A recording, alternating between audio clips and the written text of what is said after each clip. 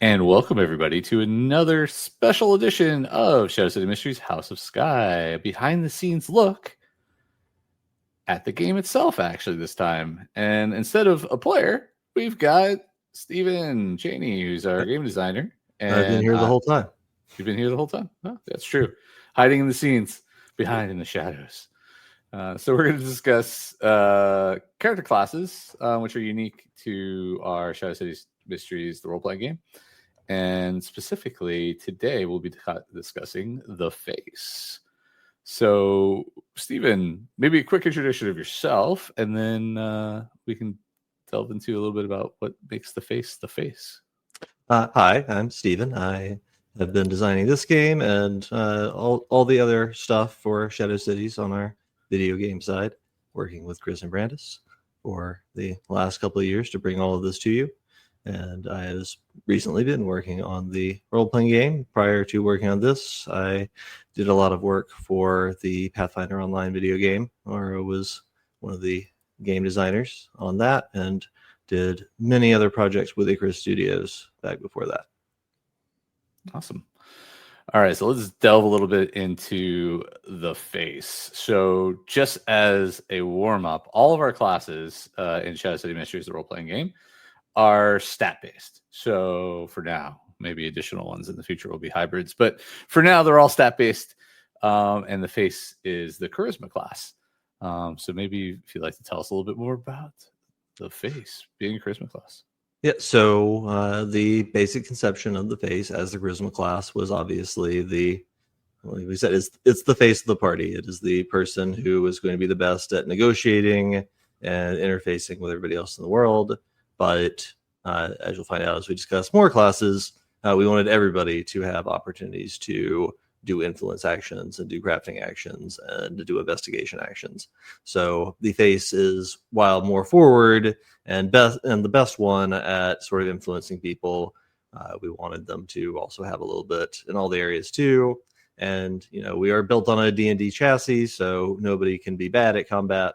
So the face also has a bunch of social-based combat abilities, and obviously you'll see a little bit in here that there's some bardic DNA in the face as well. But we tried to not just we didn't want this just to be a spell-less bard, and a lot of our classes are, we didn't just want it to be a copy of an existing class with a few things bolted on, so we made a lot of efforts to make our own spin for the world and include some of the best things from existing classes while hopefully doing something new. Yeah. And what would you say? So at level 1, when you're first getting started as a face, you get introduced pretty much to the core ability, which a lot of other things are built off of, encouragement. So right. What's the thinking behind encouragement? I mean, encouragement is the piece of bardic DNA that is obviously the strongest, but we've tried to streamline it a little bit. So, for example, it's not currently it's not set to be based on your charisma modifier, because I always find that's sort of annoying when you're playing bards, that like you have to get to charisma to 20 as fast as possible, because otherwise you're shorting yourself inspiration dice. So for the face, it's basically just based on level. So you're not feeling like you have to race towards that charisma 20. Obviously, you want your prime requisite as high as possible, as soon as possible, but you might be able to dip into something that's more interesting without shorting yourself. Yeah, and you were discussing. Go on. Yeah, sorry. Yeah, no, and yeah, I think it more or less works exactly like bardic inspiration, but obviously you're not a bard, so it's not bardic inspiration. It's encouragement. It's encouragement. And then you mentioned all the classes have to be decent at combat. And so another ability that comes up very early is not in the face. Right. So yeah, absolutely. And so that is possibly the coolest thing about the face's combat ability, is you get uncanny dodge much earlier than a rogue would get it in standard D20. So you are having damage with your reaction from level 1. And on top of that, you get the charisma-based unarmored defense, which nobody had when we first started working on this, but then the dance bard has it now. Yeah, so you are just too pretty to hit you, and if they do hit you, you can sort of roll with it and take less damage. Yeah. And then touching on the we gathering information and being a little bit of a detective, right? You have witness testimony. Yep. Yeah. So this is the kicker for their investigation side is when they're talking to witnesses, they get an extra piece of information that somebody else wouldn't get. And then we move into, and now level 2, they get a lot of things. They start adding on good fit, right? So you get their expertise, which is just regular expertise, but it's in 2 skills, right? Yeah, we give you 5 features level 2. We'll see if we might spread those out a little bit more eventually, but some of them are just sort of add-on features. So, for example, the limited spellcasting feature is just there to tell you how your spell save DCs work for all the other features that give you spells. Rather than, for a minute, it was kind of encoded when you got the spell. I'm like, wait a minute, why am I doing this? Why am I explaining the spell rules every single time I give you a spell or an ability that functions like a spell? And which is something also to point out with a lot of these classes, they get spells that are not actually spells. We're just using the mechanics of spell casting that people are familiar with, and to save ourselves reinventing the wheel on something that this works almost exactly like a spell. It's just have it be a spell, but it's not supernatural within the world. So most of the things the face gets, especially at lower level, that it's a spell, but it is them just being unnaturally charming, but not supernaturally charming. Yeah. And I mean, that's across the board for most of our magic in the world, right? So, yep. And then repertoire. So you get to kind of pick your style of so play. This is where it first comes online. You one of the choices is damning insults, where you can get vicious mockery, which is not a spell. It's just you're that good at insulting people, which has a little kicker on it that specifically you can't actually kill somebody with your mockery because you're not actually doing a spell to them. So if you would kill them, they instead get so frightened that they have the frightened condition until the end of your next turn. So you can't, unlike a real bard, kill somebody with your insults, but you can get them very close. Yeah, and you have the options of cheap shot and fighting style, right? Yeah. So cheap shot is sort of the fun original one, but we had I think damning insults at higher level, and Brandis suggested that it'd be fun to give them the option of that earlier. So. Cheap shot allows you to add damage to your attack, your weapon attacks, but specifically against somebody that didn't attack you, because they're not paying attention. So you can just hit them because they didn't think you were a threat. So that sort of the face's sort of core gameplay loop is being too annoying to prioritize, but when you stop prioritizing them, they get the cheap shot in. I mean, eventually they get all of them, right? At 7th and 11th, they pick up. I mean, you could theoretically just buy nothing but fighting styles if you just want a variety of fighting styles. Oh, that's true. Yeah. There is quite a few different fighting styles out there. Yeah. And then group encouragement is kind of the... So that's sort of my, again, going back to... Some of this may be fixing my own personal annoyances with the bard on top of, stealing stuff from the bard. So one of my core annoyances with 5e bards is that... Bardic Inspiration is not playing for a group. It is one single person gets inspiration die. And so this is your opportunity to sort of do something that affects everybody in your party. And specifically, you can blow a single encouragement die to give everybody temporary hit points. Okay, very nice. And it starts working kind of like heroism at higher levels where they regenerate on subsequent turns. And then we mentioned crafting projects, which we'll go into more detail in some of our in future episodes of our systems. But crafting projects and crafting in general is I won't say a big part, but it is a subsection of the gameplay itself. And so you get eye for bargain at 2nd level. Yep. So the face helps by going shopping. Yeah, basically. Level 3 is now across the board for us. We have subclass picks for all classes at level 3, keeping it consistent. We'll go into more detail in the subclasses in a little bit, but expect to pick up your first subclass features at level 3. Level 4 is pretty standard. Again, ability score improvement, or feat at this point. So that nothing really changes there. And then we get a couple cool new abilities at level 5. We want to talk about those a little bit. So making friends is kind of your key influence thing that makes you really the best at influence of anybody, because you get encouraging charisma, which if you start handing out your encouragement dice to NPCs, which under the default rules you can just sort of give them to somebody, they're like, hey, thanks for the encouragement. You're like, that's great, now I have advantage on charisma checks against you. Yeah. And you also get to add your encouragement die to your influence progress, which is the real big hit for if you were doing influence projects. Yeah. And then always ready goes into something that's plays on a. We probably should talk about this a little bit because it is a special action that you can do in the game. Right. Yeah. So this is the you can essentially ready an attack by using the Overwatch action and do it as a bonus action. And Overwatch is sort of, since we are a more gunplay focused build, we wanted to have a special action in there that lets you essentially cover an area and punish people for moving. And so when you're using Overwatch as your ready to action, not only do you get to shoot them as a normal opportunity attack or a normal ready attack, it also can prevent them from moving. But it's keyed off of them actually leaving cover or reducing their level or changing their level of cover. I can't remember exactly how we phrased it, but you have to get a little bit of fiddly with the language to explain what you're trying to do in 5e sometimes. But essentially, it is when somebody is pinned down under cover, if they try to charge out at you, you get to shoot them and potentially stop them in their tracks, which is kind of what you want with a readying attack on somebody behind cover. Yeah, very true. And the face can do that as a bonus action rather than using their whole action to ready that.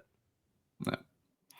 And moving into level 7, we've got enchanting, which again aren't spells. It's just you. However, at level 7, we're starting to move into the conspiracy. So, we missed the mystery levels, street level stuff is, 1 through 6 for the most part. And then level 7, move into the conspiracy. So things start to change a little bit, but still, this is just really not pure magic or any magic at all, right? It's still being the just very influential person, right? So they get some enchantment spells, I think. Yes. Yeah. So they get to pick 3 enchantment spells of their proficiency bonus or lower, and spend their encouragement dice to cast them.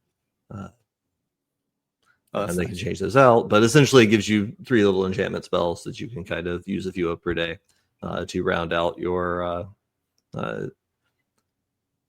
We'll see if we need to narrow that down a little bit more. Like there might be some in extended materials that the GM is like, oh no, that the one that obliterates people, that seems a little too supernatural for this level. But it's sort of intended to let you take suggestion or let you take charm person or that kind of thing, and just have it be representing how charming you are. Yeah, makes sense. And then level 9, we're talking secondary target. So. That's that is ally, defend me. I do not want to be in combat. You can as long as there's somebody else to scrape an enemy off on, you can disengage as a free action. Yeah. And then level 11 is another 2 pretty. So we have a lot of combat stuff in there, even though filling out the other stuff. So 2 pretty. Yeah, I mean, you have to write a class in a D&D based game to have a lot of fun stuff to do in combat. And it's worth noting that we don't expect Shadow City Mysteries games to be as combat forward as not traditional D20 games. But when it is, we want to make sure everybody's having a good time and not just being like, but I'm the social guy. All I have is social skills. I can't do anything in combat. Yeah, which we do see in a lot of other systems. So when they go too heavy into one particular niche, right?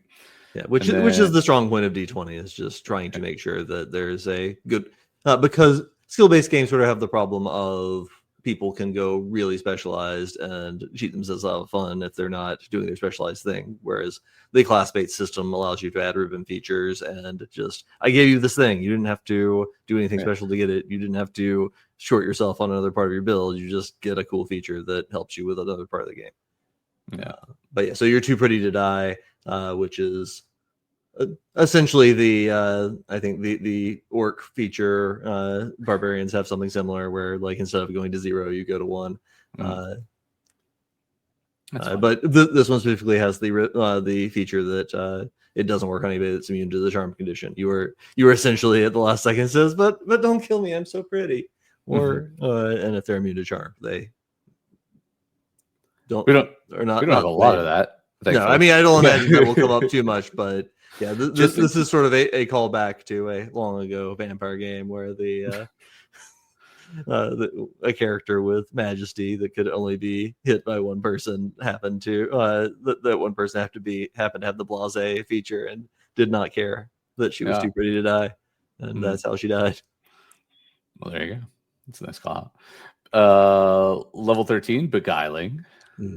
Yeah, gives you more enchantment spells and gives them disadvantage on their saves, which we'll see if that's too powerful. But level 13 is where you should start getting pretty powerful, because I think that's about the point where we're moving from the conspiracy borderline, into conspiracy into the actual supernatural side of things. All right, and then we got Silver Tongue. So again, that's a cool. You get the sort of skill expert on all charisma ability checks or reliable talent rather from Rogue for charisma ability checks. So you always treat 10 as your minimum roll for charisma ability checks, and if you cause somebody to become charmed or frightened, you can regain one of your encouragement dice, and so that's where you'll be using those enchantment spells you're getting, which apply a lot of charmed and frightened. But you spend an encouragement die to cast those, correct? Right. Yeah. But at least you get it back. So essentially, your currency fixer for succeeding on charming or frightening people. Yeah.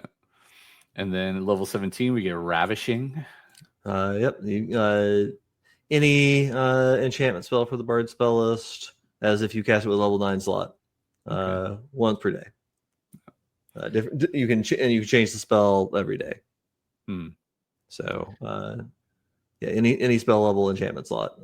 Level 17, we are well into the supernatural. Your charisma is actually magical by this point. And level whether 18, or not people believe it or not. Yeah. And level 18, charmed existence. Yep. So no roll ones or roll ones don't. Yeah. Your ones kind of natural 20s. Cool. You can expend your reaction and encouragement die to essentially shield yourself, and you can spend encouragement dice to increase your saving throws, and increase your AC in your saving throw if the die doesn't roll enough to turn it into a success or turn it into a negation of a hit, then you get to keep the die. Yeah, and it should be noted that your encouragement dice at level 18 is 60-12. So right, well, you roll one of, like, you have 6 of the d12. Oh, that's okay. Yeah. So you're rolling a d12. So, but a d12 still, it's still pretty. Nice. So at that point, it's if you happen to roll a 1 or 2 on your d12 and it didn't help, we're not going to take it from you. So realistically, probably it's going to make a big difference on an average or higher roll. Yeah. And then to end out the class, we have Eidolon, right? Yep. So, when somebody attacks you or forces you to make a saving throw, you can actually use your reaction to charm them. And then that'll stop the action right away, right? Yeah, exactly. Right. Which is sort of the caption. The capstone of being too pretty to be hit, is if they even try. Yeah. So, but it's the fixture on that is if you're the last person they can attack, then they do have advantage on the saving throw to not be charmed. So if you are trying to solo tank the world, you can. They have advantage on it, which we'll see if that helps. At level 20, level 20 characters are crazy. That's true. That's true. If you get to a level 20 Shadow City Mysteries campaign, please let us know. We'd love to hear what you're doing with that. And it doesn't count if you start at level 20. But it does not count if you start at level 20. That is true. Though if you want to, you can try that too. But it won't count as getting to level 20. But we're still excited to hear about it. And then we move into subclasses. So before we discuss, like, what was the kind of the thinking for all the different subclasses we have for the face? We have parallelism throughout. We tried to make sure that we absolutely made sure that every faction got an equal number of subclasses, and that every class was divided between different factions. So this was the one that landed on getting Society of Ravens, Church of Astra, and Brass Consortium, which is sort of the most obvious one. And so we tried to come up with interesting spins on the face for each of those factions. And in the long run, and a generic. In the long run, we will potentially add additional subclasses so all the factions can have their own subclass for each class. In the long run, that's the hope and a prayer, right? Yeah, so, I mean, we have some ideas penciled in. We'll see how it goes. Yeah, but yeah, so the core generic one, if you just don't want your faction subclass, or you are a member of a faction that does not have a special subclass, is the celebrity, which is we are in the our timeline era for this game it's a fantasy world, but it's sort of very similar to 1930s in the real world. Yeah. So there is a club music scene and newspapers and radio, so it is possible. Film. And a growing film, so it is sort of possible to become very easy to become citywide renowned if you put your mind to it. A little bit hard to become nationally renowned, kind of hard to become world renowned at this point because of all the wars. But maybe at 20th level there'll be bootlegs of you in countries across the globe. Wow. I mean, definitely propaganda films with you. So if you're that famous. But yeah, so this is sort of like we didn't quite want to go all the way into influencer because that's a very modern thing, nearly 100 years anachronistic for the era we're shooting into. But you can be very well known for your popularity with it, especially with it. Since the game almost entirely takes place within one city, it's very easy to be locally famous, even in this kind of technological era and social era. Yeah. And not unheard of eventually further on into your campaigns to be at least nationally famous too, right? So yeah, but definitely locally famous is definitely a thing. Yeah. So. But so the sort of the core feature of celebrities is that the classic style of makeup for film or makeup for stage, you can actually create a persona that makes you larger than life. You create a stage name. You wear costuming that makes you visible to the cheap seats. Or to show up on celluloid film, and obviously black and white, which for those that have been following along, everything is black and white, not just the everything's film. Black and white. Yeah. So sort of prominent textures and style are going to make it easier to recognize you in a world where everybody kind of looks black and white from a distance. So even very colorful outfit is not something that matters.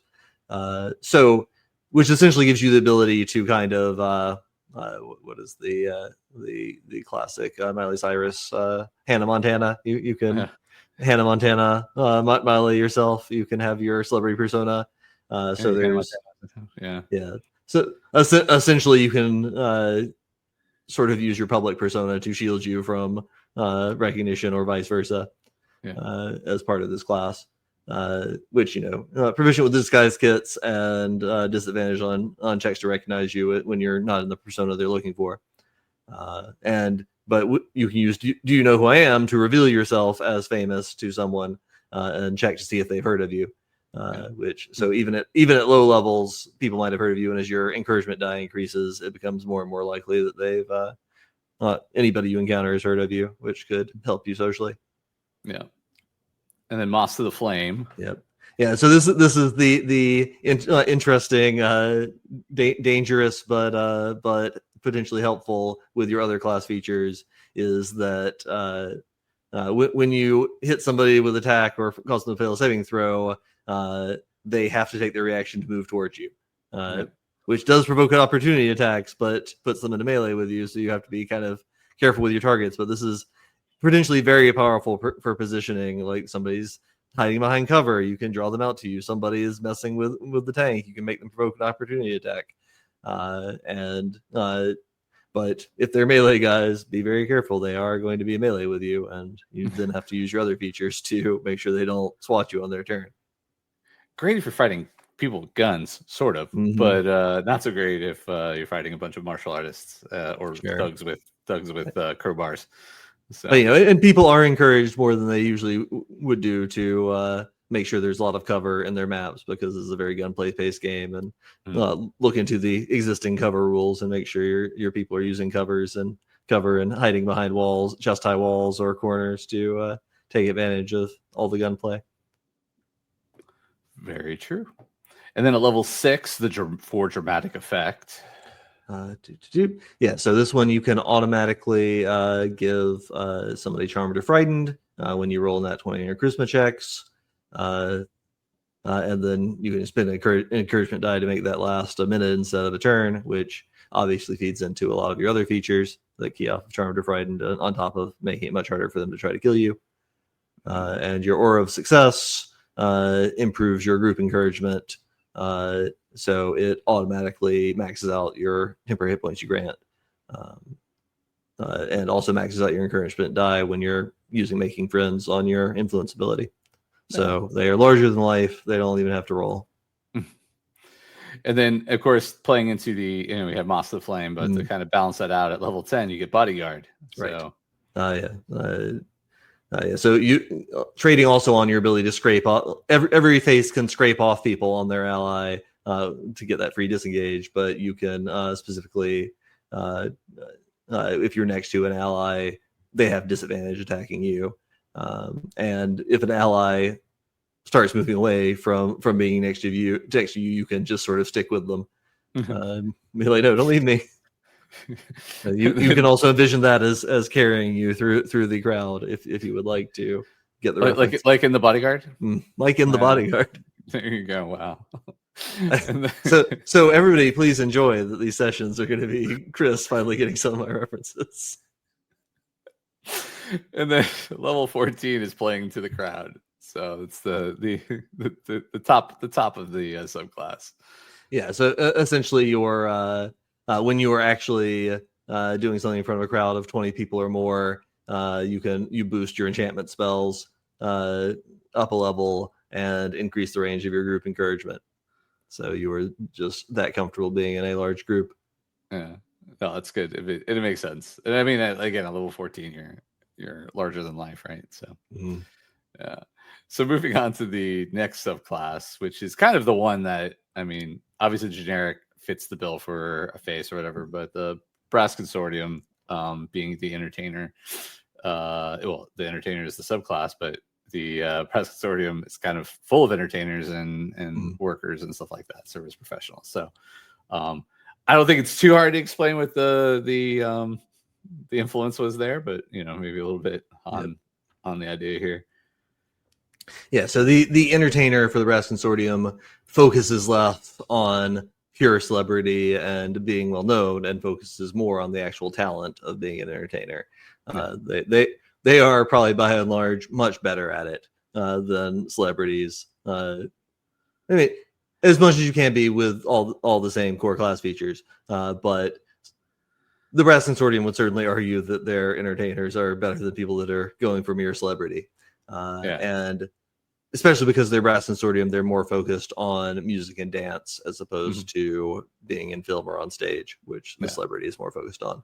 And so their core level 3 features are leaving the limelight. Leaving the limelight, which so if somebody shoots at them, they can use their reaction to get further away because they realize they're in danger. And similarly, for when they reduce the damage with their uncanny dodge from not in the face, then they can also allow themselves to be pushed 5 feet away from the attacker, which, if the attacker doesn't then follow up, will allow them to move without an attack opportunity on their actual action. That's nice. So, So this is the, oh no, I'm being attacked, I need to get away feature. Yeah. And then we got Spring in Your Step. Yeah. And so at level 3, all of the subclass features for Iron Union or Brass Consortium give you an upgrade to your prosthetics, should you have them, which you get a free one. Some people may decide that they don't want to. They want to play a character that's a member of the consortium but hasn't lost a limb yet, and that's totally an option. But the stylistic vision is people with cool clockwork prosthetics in the prosthetic based factions. So you definitely get one for free if you want it. And so you get to pick a package. The one we encourage is the athlete package, which makes you better at jumping and moving and doing athlete stuff. Yep, athlete stuff. All right, that makes sense. We have recently like if you looked at some of the earlier class releases, that might have been baked into this one, but we have currently shifted it. So we suggest one, but you have the option of any of the ones. There's some other cool ones that are fitting for it as well. Exactly. So, and then at level 6, we've got center stage. Yep. So they can essentially give a performance for a minute or longer and automatically cast Enthrall. Again, this is not supernatural. This is just Enthrall representing being distractingly good. Yeah. Yep. And they keep casting it. This is a free spell that they can do just by figuring out through role play how to perform for a minute. Yeah, you don't have to. It doesn't cost you encouragement die, right? Yeah, probably the GMs that are not ready for this happening will think they have a very cool scene where they're about to get you, and they're like, "Yeah, you want to perform for a minute? Yeah, sure. Oh, what do you mean Enthrall? Oh no." So definitely pay attention to your players' features in their classes. Exactly. And you also have some regular patrons at this point. Yeah. The other feature is regulars. So normal faces can have advantage on social skills against anybody give a encouragement die to. You get that on anybody you've ever given encouragement dice to. That's forever, right? Yep. As long as they're not currently hostile. So this, we'll see if this is a fun mechanic for people. I think it's probably one of my key maxims for tabletop game design is if you can get players to write an NPC's name on their character sheet, then they suddenly care about that NPC a lot more than they otherwise would. Hey, my tome lock has a list of names and I think people you could talk to that are NPCs. Yep. And so this sort of encourages you to just every time you give an NPC an encouragement die, write it down, because you're like, oh, this guy, we've already seen this guy, I have an advantage. Yeah, that's nice. And then we move to Dancer's Grace. Yep. Level 10. You are so good at your dance training, even if dancing isn't your primary focus. You have to take dance classes as part of your brass consortium training. So you just flat out ignore difficult terrain, and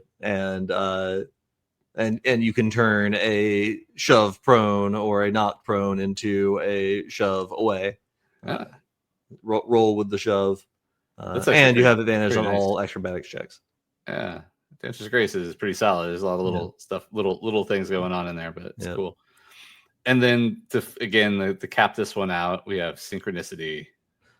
So this is kind of borrowed from one of the Bard subclasses, but when you use your group encouragement, you also let everybody move as their reaction without taking opportunity attack. One of our friends uses that a lot in Brandis's tabletop game, and it is always very exciting when he whips that out and is like, "Okay, everybody change places." But they're so good. They're so good at dance choreography, right? So there you go. Exactly. And they add an additional 1d4 when they give the help action or receive the help action. Oh, that's pretty nice. Yeah. Again, I like the fact that a lot of the features have little fiddly bits. They're not all just like one thing per se. Like there's little stuff in there.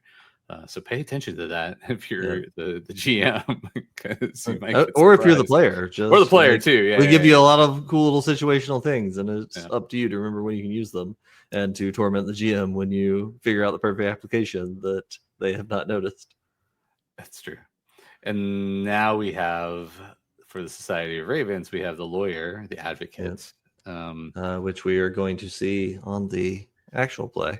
That's right. One of our if he remains the Society of Ravens by the time he gets to 3rd level, but we most likely to be the case. So he's aiming to be a lawyer. So I mean, I think it's pretty straightforward what they do. But again, what's the intention here for Society of Ravens? And so Society of Ravens, your adventurers are the people that actually have to get their hands a little bit dirty, as opposed to just sitting on their piles of wealth, eating caviar and going ha ha ha ha ha all the time. So their subclasses are the doctor and the lawyer, and then the seneschal on the mystic side, which are more professions than just being wealthy and happy to sit on your wealth, because you wouldn't need to adventure if you could just sit on your wealth. So the lawyer is kind of one of the more prestigious careers that a person of means can follow in the city, and they have all these excellent law school trainings from their secret societies that they can learn in school to become the best lawyers ever. That's right. There are probably lawyers in the city that are not Society of Ravens that do not have all these special abilities that make them super good lawyers. No, they just have a history, and that's it. Yeah. They've got a couple good skills. So right. Maybe there's a celebrity out there that tries at it. But, a celebrity trial lawyer. Yeah. But at level 3, starting out, you get objection, which should be pretty obvious where that inspiration came from. But yeah, so you can essentially use reaction to impose disadvantage on attacks, or immediately interrupt concentration if somebody is concentrating on something that you see them use. So it's sort of a backdoor counter spell against concentration effects that you object so hard you break their concentration before they can really even get a turn of the spell off. Yeah. And you can use this basically once per combat. Pretty sweet. Once per combat. Oh, once per combat. Yeah, because it refreshes when you roll initiative or on rest. Yeah. So we don't want you objecting to everything, just like they don't in an actual trial. Well, you could try, but they usually stop you pretty quick. And then Prosecutor's Eye is the other starting piece for the lawyer. Which essentially gives you Hunter's Mark, again, not as a supernatural thing, but just because you're so canny that you can keep an eye on the target and figure out what their weaknesses are. And which a lot of yes, you do get bonus damage against them, which is super helpful in combat, but the other features of Hunter's Mark make it useful to you in your non-combat career as well. And as a fix for Hunter's Mark in 2024, you can actually concentrate on that and something else as well. Yeah, I like that kicker. I like that kicker on it. Why make Hunter's Mark key to a class's features if they also have other concentration spells? Yeah. No, I saw that.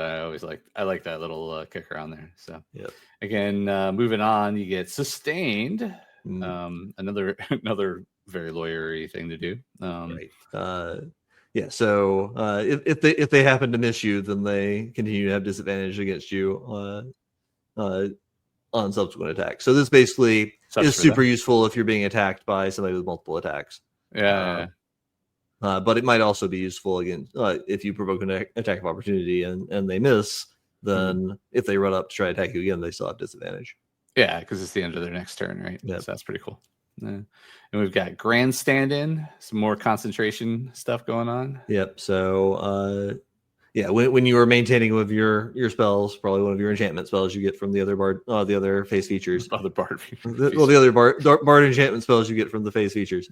Yeah. Listen, there's only so much you can do to avoid showing your work. We're not trying to reinvent the wheel. We're just trying to make something fun. That's true. Yeah. So when you are affecting multiple targets with an enchantment spell, you have advantage on saving throws to maintain that concentration. Nice. And then brings us to level 10, Badgering the Witness. Yep. When you attack a creature that your ally has attacked, then you do extra damage from Cheap Shot, or give them disadvantage on your Vicious Mockery from naming insults. And the kicker on that is, instead of getting extra clue for talking to a witness, you can just badger them to make yourself feel better and regain all of your encouragement dice instead of getting extra clue. It's like, I'm done with this guy.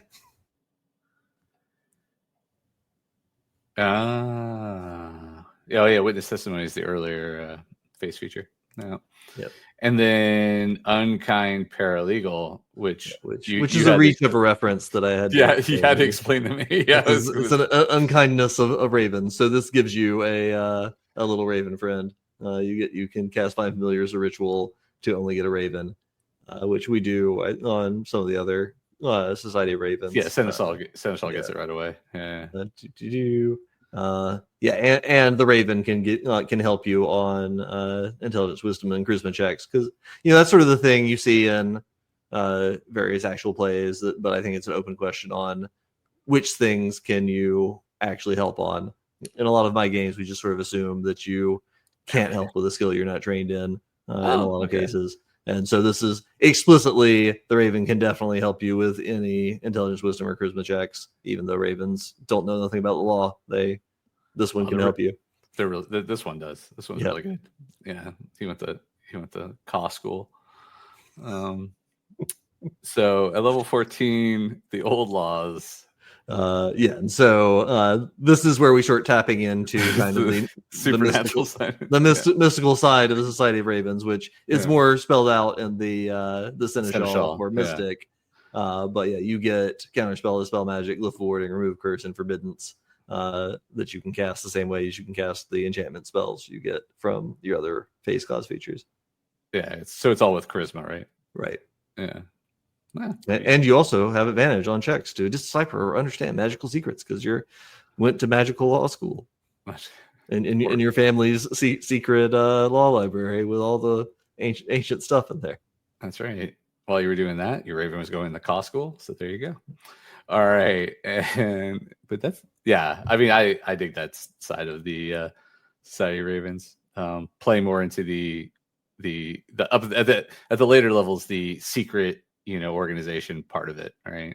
I mean, it's not just that you're they're not just rich people; they're actually super rich people with some kind of supernatural thing to it. So right. I mean, when you're wealthy for long enough, you invent your own fun to do in basements and weird buildings in the woods and summoning up demons or creating groups that control the government from their college for the rest of time immemorial. Yeah. So that's the Society of Ravens. Moving on to the final subclass is the Church of Astra. Actually, I don't know if we mentioned this one earlier, but which is the preacher. Yep, your traditional, very persuasive preacher. The other Church of Astra subclasses might be good at being a holy warrior or actually using magic, but you are the best at persuading people to join the flock. That's very true. So we start with that. It's socially and divinely inspired, right? So I think priesthoods, preacher, nuns, such. And so to start off with, you get inviolate personage. Yep, inviolate personage. You essentially get sanctuary automatically as soon as you start combat by rolling initiative. Oh man, who doesn't love sanctuary? Yeah. So started. That's even better than not in the face. Yeah. On top of all your other things that make it so people have a hard time hitting, you're like, nope, priests definitely can't do anything to me until I do something to somebody else. Yeah. We have a strong don't punch priests right away until they show that they're shady and shooting you in the back. That's right. And then get guilty conscience. Right. So this is the modifier for witness testimony, where the previous subclass could give up the extra clue when talking to a witness for encouragement dice. This one can gain a hook. So instead of a clue, you essentially use your priestly confession training to figure out some deep desire or shame the witness feels that's relevant to the investigation. And in addition to that fact, which the guy might not tell you a useful clue about the thing you're investigating, but you do learn something useful about them, which may play out later and also gives you advantage on your next check against them, your next charisma check against them, if you can make the hook relevant. It's like, I see you are questioning, and because of that, please let me keep pushing you. Or maybe you hang on to that. Next charisma check against the witness, you could just sit on that for days and then come back later and be like, by the way, I remember that I sensed that you were stealing from the confession plate. The confession plate? The offering plate. Offering plate. There's not a confession plate. Maybe there's a confession plate in our world. There is in our world. It's you want to make a confession? Here's the plate. No, the and I think again it's a good call out, right? Is that there's no time limit on that. Right. And a lot of abilities are like that, which is kind of cool, right? I mean, cool. Cool because they last longer. They're not just set to like, till the next long rest or whatever, but it does mean you do have to do a little bit of bookkeeping Right. to keep up with it. But it's handy to have like some of these things in your back pocket and be like, and in a lot of investigations, you're going to ideally canvas the people that might have some information early on, and then return back to them, and then return back to hit them up once you think that they actually know more than they told you. No, definitely thematically makes sense. So yep, and you have advantage on all insight checks because you're so good at ferreting out guilty consciences. Man, we don't have one of these, thankfully, in our in our actual play. So far, who knows? Later on, we might get some guest players that decide. Maybe Matt will decide to switch to the church before he hits their level. It's true. It's a possibility. He'll be so inspired by Winston's priest. That's true. And then level 6, we get confession. So this is nice. Yeah. So this is essentially this is sort of taken from our LARP that we all played, Chris and I played, and Brandis NPC'd. Was one of the fun things we discovered was just we were playing sort of church characters in my group, and we would do group confession, which was a very exciting. Yeah, Chris didn't come to this, but it was a very exciting way to do, which is really hard to do in a lot of role-playing games, and get an excuse to tell people about your character's inner thoughts. Yeah, no, that's nice. Yeah, and so this is sort of explicitly that is it gives you an opportunity to have a short little scene with another player to allow that player to talk about their PC's inner thoughts and stuff that would be otherwise hard to put on screen. And in return, they get cool buffs like resistance to psychic damage. They get to use your max out their encouragement dice that you give to them when they fail a saving throw. And you can use your bonus action and encouragement die to end charmed or frightened on them if they can see and hear you within 30 feet. And then, that's pretty. Again, I like all the little things. So you get to do a cool role playing session, and then you get a bunch of bonuses for it. So fun stuff. And then we got speaking in tongues, which I mean, it's kind of on the nose here, but you learn comprehend languages and tongues. And can cast them like your other spells, and also cast comprehend languages as a ritual. And while you have tongues, you can glossolalia at people to impress or frighten onlookers, and charm or frighten them. A number of people up to your proficiency bonus, but that uses up your tongues. You get one bout of inspired divine nonsense that charms or frightens people, and then that's it. Then you have to recast the spell. Yeah, that's not bad though. And level 10, we get protect the flock. So and so this one do the nice priestly things. Yeah, nice priestly thing. You expand your group encouragement, which is the thing that gives people temporary hit points in your group. So it has a wider reach, and you also double your encouragement dice. Wait, what? No, so you can be farther back from the action, 90 feet. Well, and also because like people get spread out in a fight, and there's probably going to be a lot of by this level. It's like, oh man, I never get that because I always run forward, and the guy that always runs forward is the one that needs the extra temporary hit points the most. Yeah.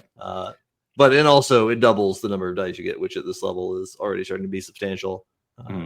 So that's a good healthy chunk of temporary hit points per round. And then it also gets the bonus of visitation in dreams. Yep. Ooh, the dream spell.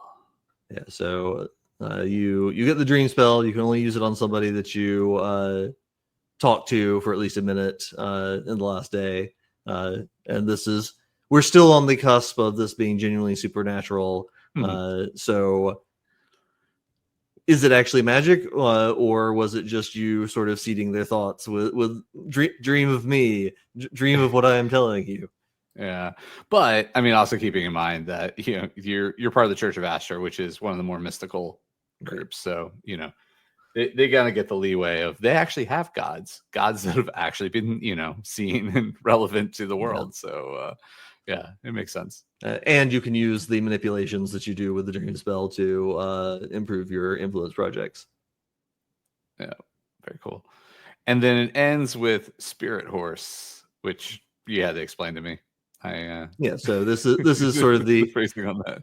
Yeah, I mean, this is the classic voodoo type of spell, like letting the divine ride you, because you are a priest, and we are not a Judeo-Christian church, even though the social role it fills is possibly very similar to what it is in the real world, but it is a pantheon.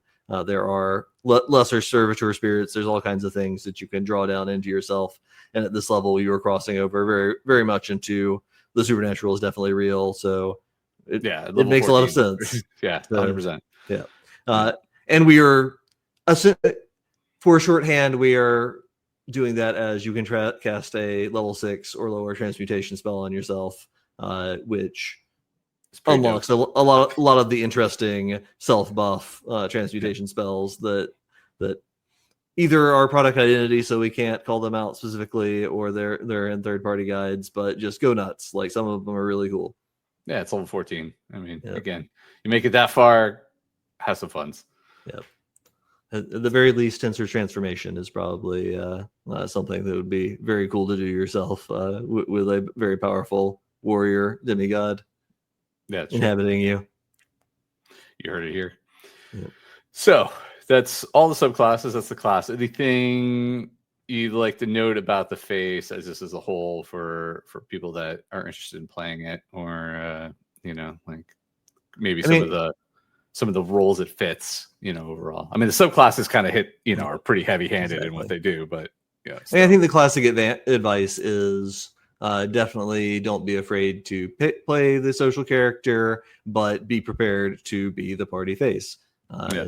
It is, there's sort of the classic push and pull of role-playing games. Is like, yes, this is absolutely an opportunity to get out of your comfort zone and do cool things, but a lot of the things in this class definitely reward being willing to engage in the role play and not just be like, can I roll charisma?